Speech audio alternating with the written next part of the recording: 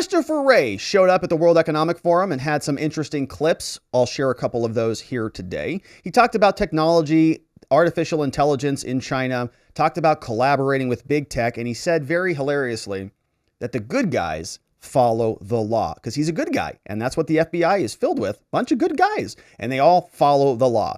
Here's Christopher Wray at the World Economic Forum telling us about technology, the upside, and some of the downside, some of the things that can be scary about technology. And I think the sophistication of the private sector is improving, and particularly important, the level of collaboration between the private sector and the government, especially the FBI, has, I think, made significant strides. Pretty much every technology we could talk about today, we see both great opportunity but great dangers in the wrong hand. A lot of opportunity to email the Twitter executives and tell them to get rid of dangerous misinfo or disinformation, as we saw in the Twitter files. Elvis Chan, delete this, delete that. He's the person who's fielding and sending those requests over to Twitter. But they also talk about AI in China.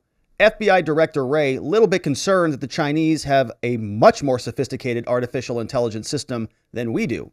When it comes to AI, I am and we are deeply concerned, for example, about the Chinese government's AI program, which doesn't share the values, I think, reflected up here on this panel or in this room.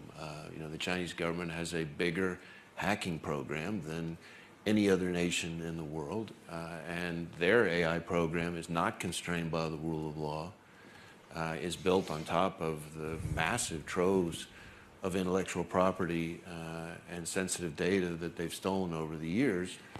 Gobbling it up, right? They don't have any IP prohibitions about just taking and stealing everything from the United States. We spend billions of dollars generating software and technology that's just code, and they just copy it. They just take the whole thing and copy it over there.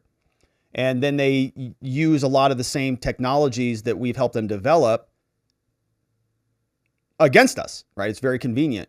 One of those applications is called TikTok. FBI knows what a danger it is. Congress knows what a danger it is. Everybody knows how many teenagers and individuals have this installed on their phones. It's basically jacking them into the CCP, into their cortex, and nobody's done anything about it, right? So they sit around and they talk about their concerns, but then they just let these weaponized apps roam free around America. And will be used, unless checked, to advance that same hacking program, to advance that same intellectual property theft, to advance the repression that occurs not just back home in mainland China, but increasingly is a product that they export around the world.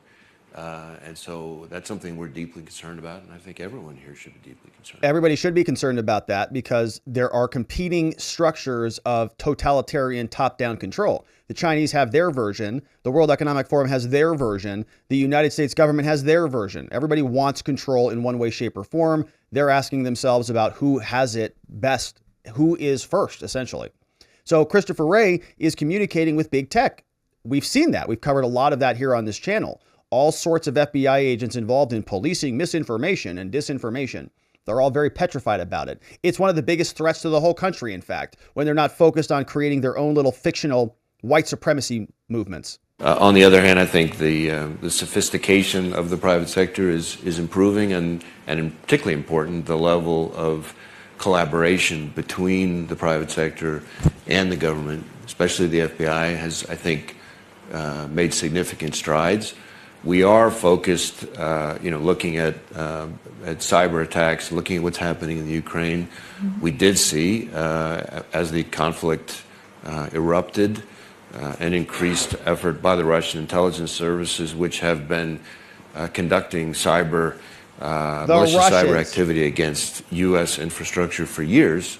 Oh, the Russians. But we're increasingly concerned that the surveillance activity, the scanning, the research, all the preparatory activity that could be one thing, could be an indication of something more serious. And so the name of the game in terms of cyber defense from our perspective is to try to eliminate bad election memes? To use a terrorism analogy, further left of boom. And that's why, for example, we conducted a significant technical operation against a GRU botnet in the early months of the conflict because we didn't want to wait around to find out what they were up to and what. This sounds like a cyber war, right? I mean, like they launched a cyber attack against a botnet. So I think we're in officially a cyber war. Is that what he's saying? Against the Russians? Botnet in the early months of the conflict because we didn't want to wait around to find out what they were up to and what their ultimate intentions were. You know, when you talk about autonomous vehicles, it's obviously something that we're excited about, just like everybody. But there are harms that we have to guard against that are more than just the obvious. One of them is the danger that there could be ways to confuse or distort the algorithms to cause physical harm. So I'm thinking about a story I heard not that long ago about the researchers who were able to trick a self-driving car's algorithm by essentially putting a piece of black tape over a stop sign and cause the car to accelerate by 50 miles an hour or something. You know, it's a simple example, but it shows kind of some of the harms we have to guard against. And then a different kind of harm that we're concerned about is the enormous amount of data that autonomous vehicles, for example, aggregate. And anytime you aggregate lots and lots of sensitive data, it makes a very tempting target. So thinking of electric vehicles, autonomous vehicles, as an attack surface of their own, not just in terms of destructive ability, but in terms of the data that it aggregates and the harms that could come from that is something that is very much on our mind. Yeah. All right. Everybody is falling to sleep in the chat. I can see that. Susanna says, from our locals community, says that his tone is very different. And it is. It's funny. He's in a room of friends. He's in a room of other sophisticated people. He's not in front of Congress. And his attitude changes a lot. He's a lot more, sort of a calm and even keeled. When he's in front of Congress, he sort of is annoyed that he's even there in the first place. Why am I here? I have vacations to go on.